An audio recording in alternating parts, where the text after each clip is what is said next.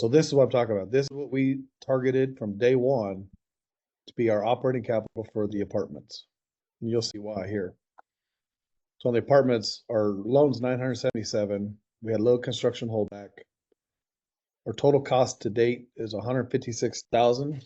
That gets us through our refinance period. We've brought in $52,000 of rents.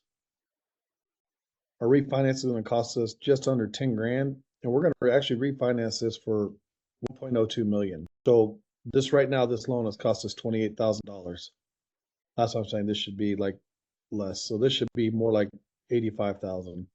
So our total net right now is about $85,000. We have $85,000 of capital reserves for the apartments to go and make sure that we're operationally secure, that we don't have any big hiccups, any bumps in the road as we go forward. Also, the bank looked at that and thought it was amazing. So, those are all the things you got to think about when you're doing these.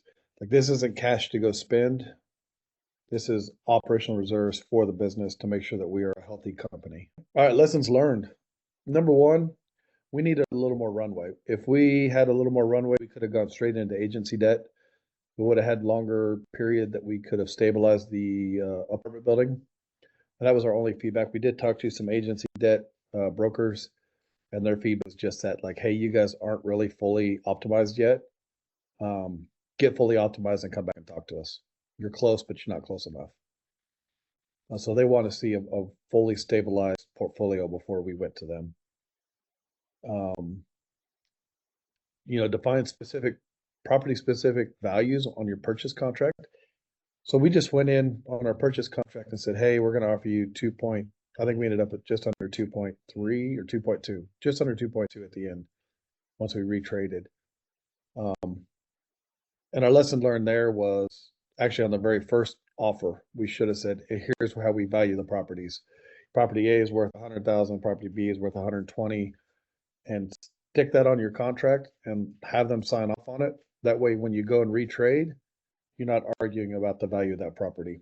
Because that's exactly what happened to us. There's a couple properties on there. One actually we valued higher than he did, and we were just kind of stuck in the middle somewhere. So if you define that going in, then it's a lot easier conversation when you have to retrade. Stick to the plan. So Jake and I, as we were dispositioning, we started looking at a couple of the properties and said, man, we should keep these. They'll do great for X, Y, and Z reason. And when we started trying to get tenants in them because they had some vacancies, we just didn't have any luck.